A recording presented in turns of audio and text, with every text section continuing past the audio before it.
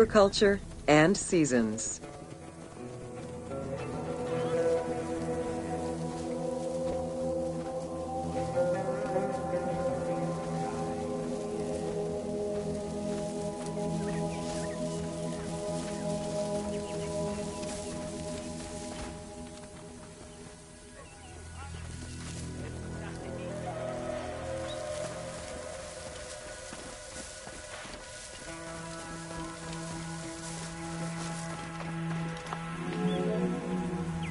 While crops were cultivated in different oases around the desert, most of the arable lands were near the Nile. Two types of cereal grain were cultivated, barley and an ancient wheat known as emmer. These two key ingredients contributed in establishing bread and beer as the staple of the Egyptian diet and the basis of its economy.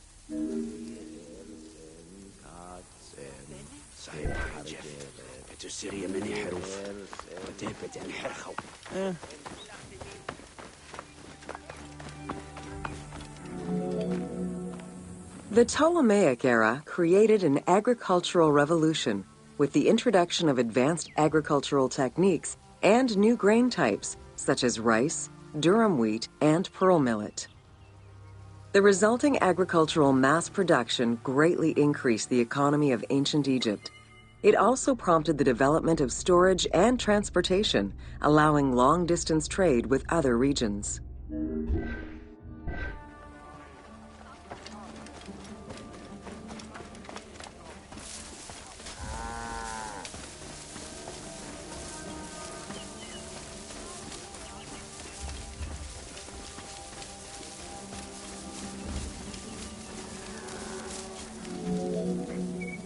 Both bread and beer rations were part of a system of barter payment.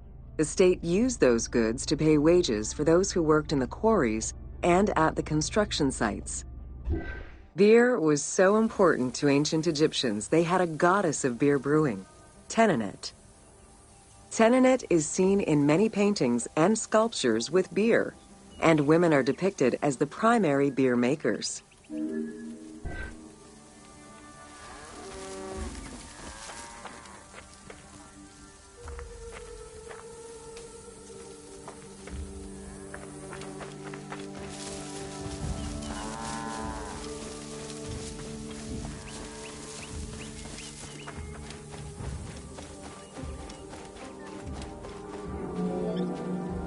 In order to increase agricultural production, fertile land was divided into plots and large agricultural villages were encouraged. The state and temples were the biggest landowners. Depending on the region, fertile land was managed by civil servants or rented to individuals. Ancient Egyptians relied on rudimentary tools for land cultivation. Soil was broken down with hoes, and wing plows were used to make furrows.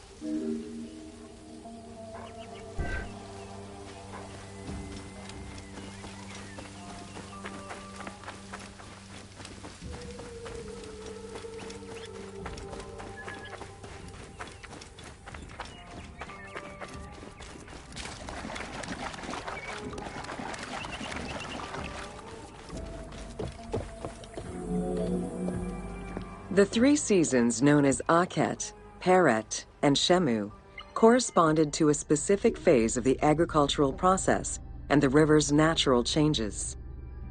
Akhet was the time of the flood, beginning with the appearance of the star Sirius in July. Peret was the time when lands were cultivated, plowed, and sown. This fell between October and November. Shemu ran from May to September and was when harvesting and taxation began.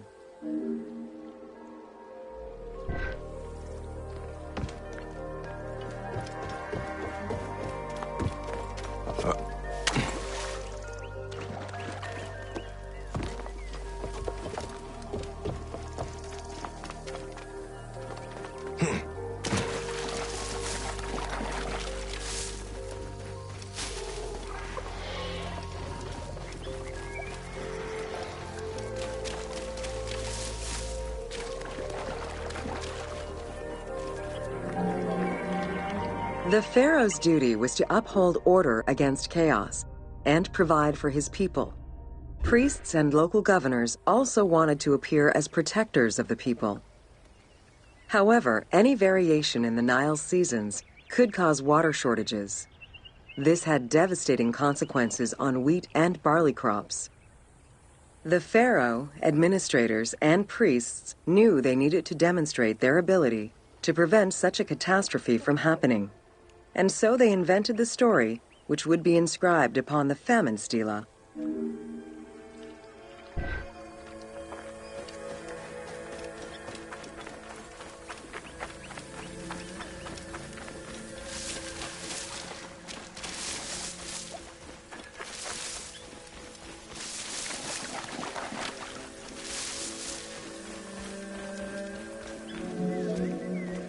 The story begins with the pharaoh worried for his people. The Nile hasn't flooded in years, and his people are starving. In search of the origins of the flooding, Djoser seeks out Khnum, the protector god of the region and the source of the drought. Djoser gives the god offerings and orders his priests to restore the temple of Khnum. These offerings please the god, and the floods are restored. This story was intended to highlight the importance of the deity in everyone's daily lives, while also demonstrating the crucial role that the priests and the king played in feeding and protecting the people of Egypt.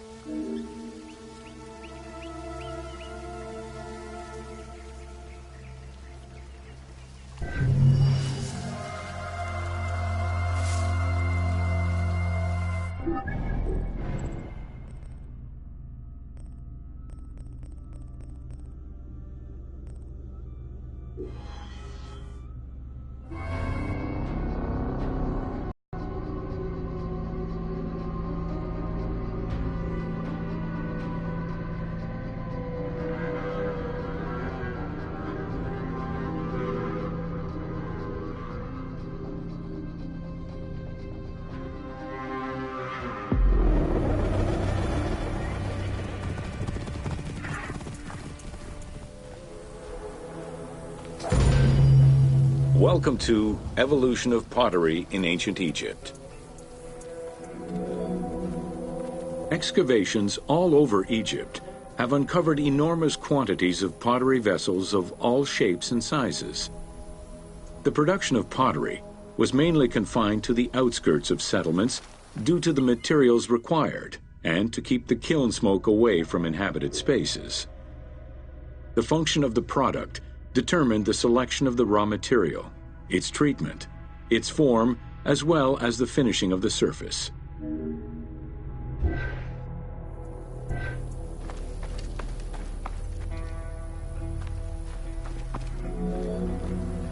Pottery was essential to ancient Egyptians' daily lives. It was used in all aspects of life, from the storage of grains and liquids to containers within the tombs of necropolises. The most common pottery was made from Nile silt that resulted in a reddish-brown clay. Limestone clay, which made for more attractive pottery, was only found in Upper Egypt.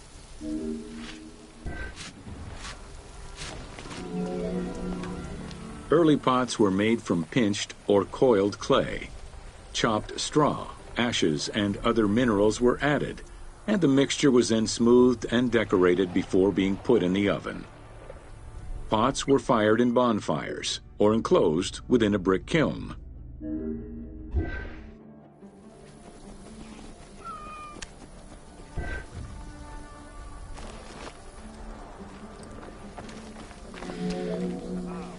The potter's wheel was utilized during the Old Kingdom. Pottery became smoother and more polished, similar to river stones. It was decorated primarily in red pigment, with the black color achieved by exposing it to smoke. Pottery workshops were attached to palaces or temples, and around the late period, specialized workshops began to appear.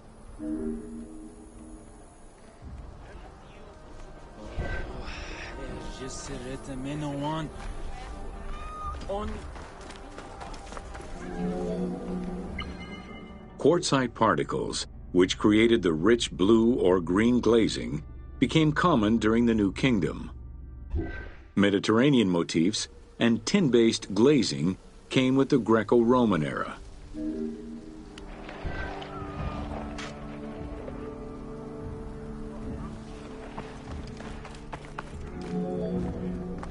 Potsherds could be found anywhere and were the most common canvas for writing or drawing, in comparison to the more expensive papyrus sheets.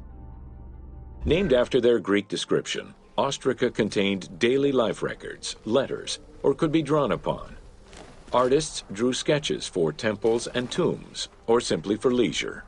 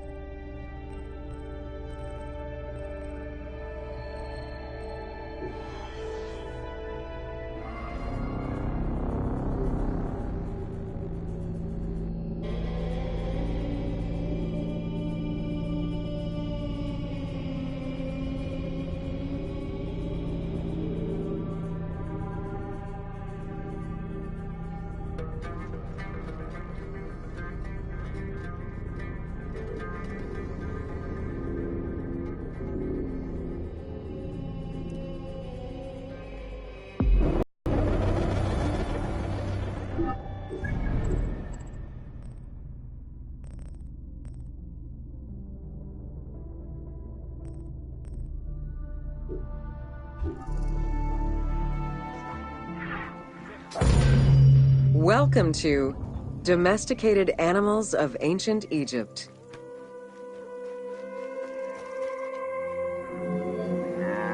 Agriculture and domesticated livestock were introduced 6,000 years ago. Archaeologists have found traces of cattle, donkeys, pigs, and dogs. Dromedary are thought to have been introduced during the Persian invasion.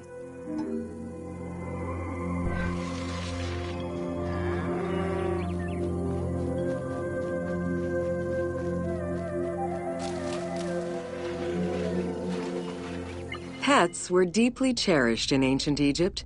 Many illustrations of children often include a pet in the depiction.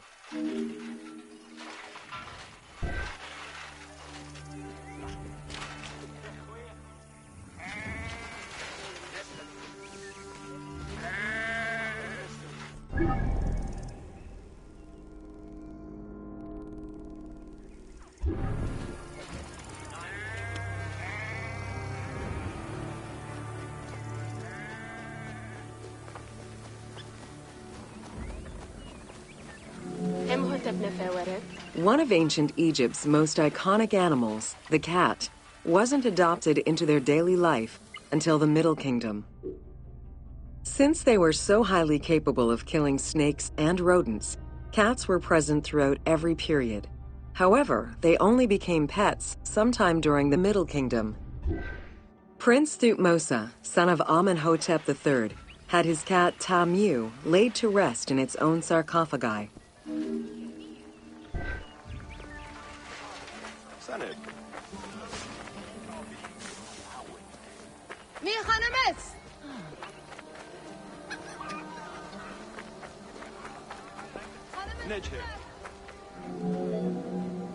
The earliest reference to dogs dates back to 5000 BCE. They were popular pets as they helped hunters and protected herds. They were closely linked to Anubis, the jackal-headed god. Baboons, monkeys, and even falcons were tamed as pets. Each was mummified and buried with as much ceremony as any family member.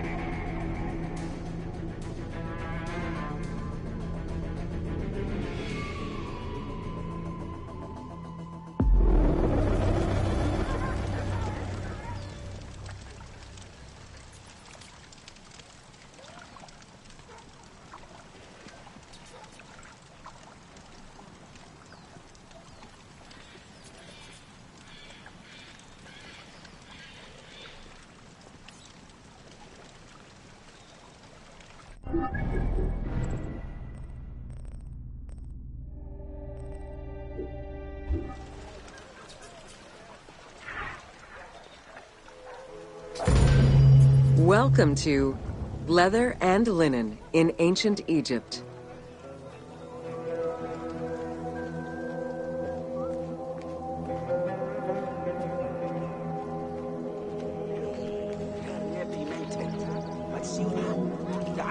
Tanning, a process which dates from prehistoric times, was present although not highly valued in Egypt due to the heat.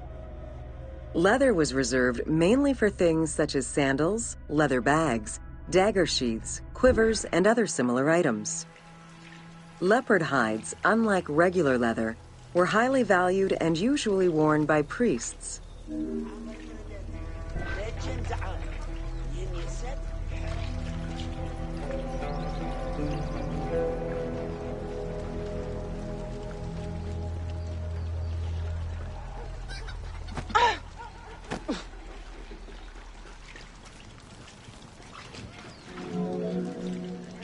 Valued for its coolness and freshness in hot weather, linen was the fiber most commonly used for fabrics and textiles.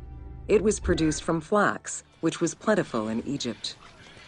Fibers were usually dyed before weaving. While color was used in the production of textiles, dyes weren't commonly used for clothing, and most Egyptians wore white. The color represented spiritual purity, a goal to reach for every day of one's mortal life.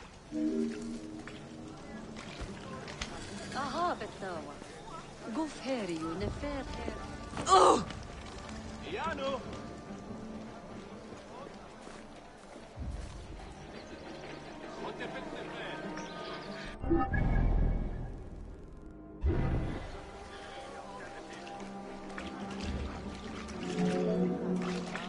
Various shades were achieved using woad, a dye produced from the leaves of Isotis tinctoria.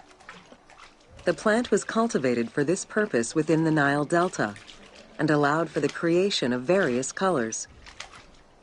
For example, different maceration times of the leaves would result in colors ranging from red to green, while adding in limestone shifted it to blue. During the Greco-Roman period, other ingredients were found, resulting in a wider range of colors.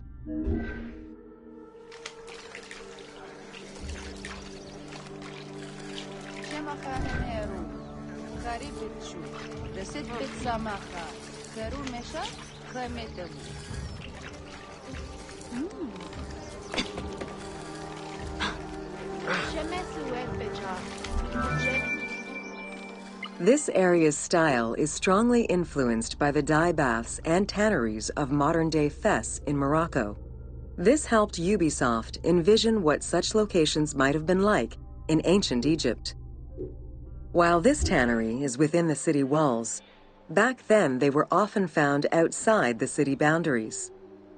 The tanner's trade was considered off-putting by the Greeks, as all these operations resulted in noxious smells.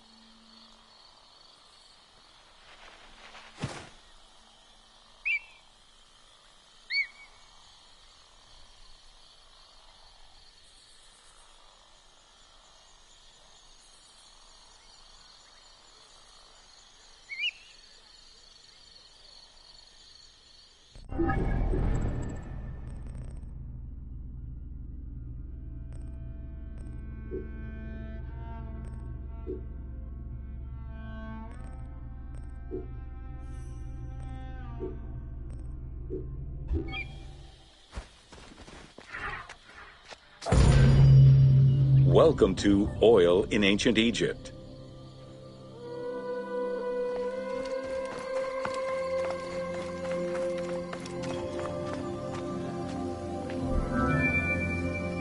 Castor, sesame, and moringa were the source of the most common oils in ancient Egypt.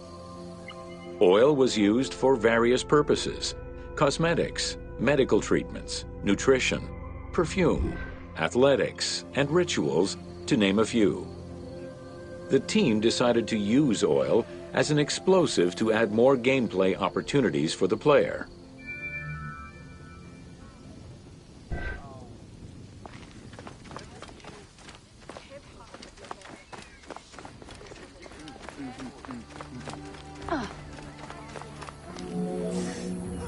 Ancient Egyptians originally used castor oil in wick lamps, but also for cosmetics, such as facial and hair treatments. There is mention in some papyrus of castor oil being prescribed to treat constipation and help pregnant women. Castor beans were found in ancient Egyptian tombs as early as 4000 BCE. Castor oil was made by pressing the beans from the plant of the same name.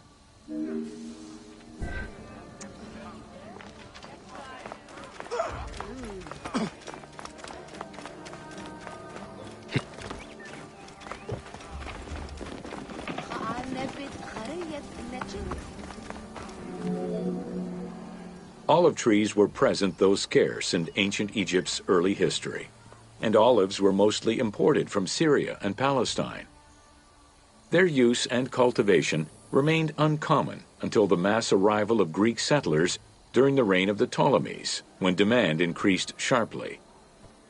Olive trees were normally found in the region of the Fayum and the lands surrounding Alexandria.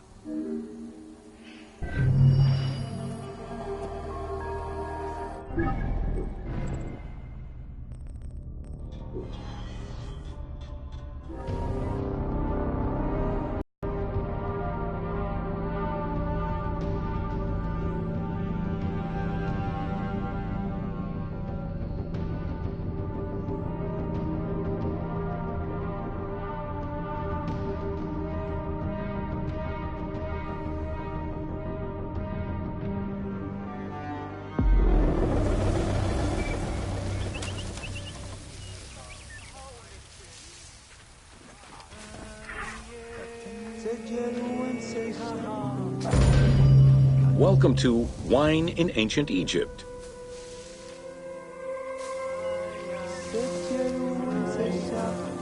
When the god Horus lost his eye in a war with Seth, the ancient Egyptians believed the eye turned into a vine, and the vine's tears became wine. Early texts, dating back to 3150 BCE, contain the hieroglyph for vine. Regarded as extremely valuable, wine was highly sought after by the elite. It was also an essential part of many religious ceremonies.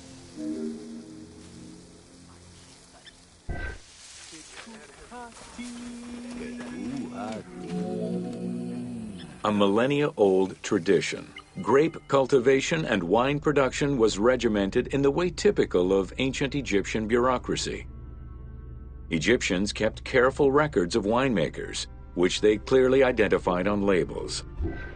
Every landowner with a modicum of self-respect usually kept a vineyard. This held particularly true in the regions of the Fayum and the Nile Delta.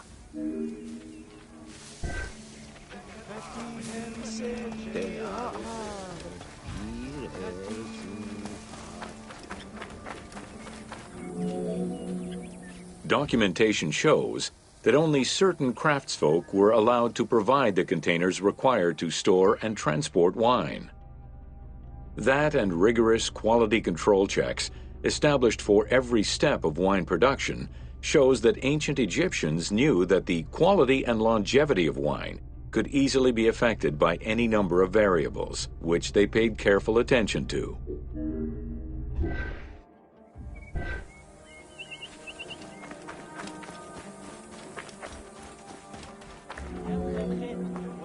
Egyptians had different kinds of wines, most of which ranged in quality from good to very good. The sweet shadé, to which honey had been added. The soft nejem, obtained by drying the grapes in the sun.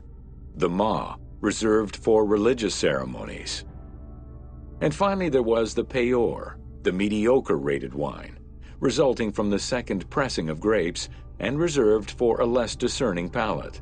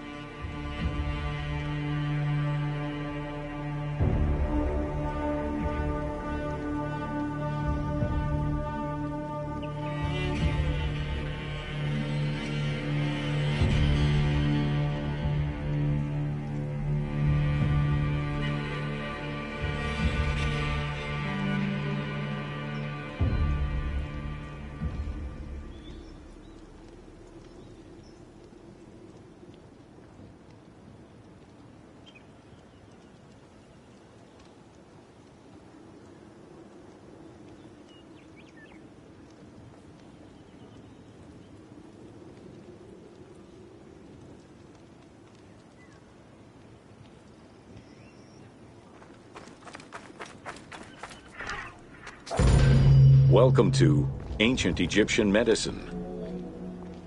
Evidence of advanced medical procedures have been found on mummies, and ancient Egyptians left detailed medical writings from diagnosis to follow-up treatment. One of the oldest known surgical studies is the Edwin Smith Papyrus.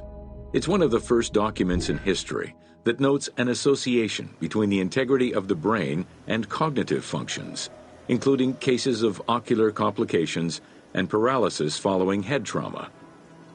Vinegar-treated marble stone from Memphis was used as an anesthetic.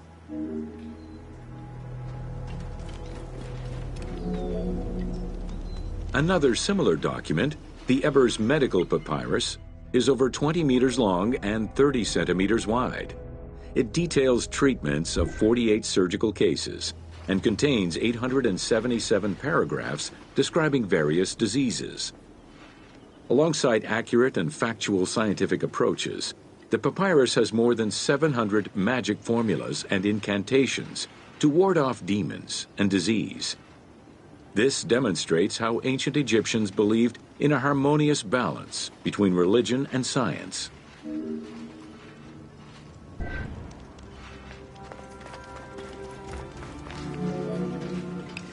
Remedies were considered as medicine and carried by doctors and priests. Village doctors often had another job alongside their medical duties and the preparation of medicines. A cure for blindness was made of fermented honey, ochre, and coal. The science behind it was that honey functioned as an antiseptic and antibacterial, while ochre would reduce the swelling. All of their knowledge did not always suffice. Ramses II died of an infection caused by an abscessed tooth.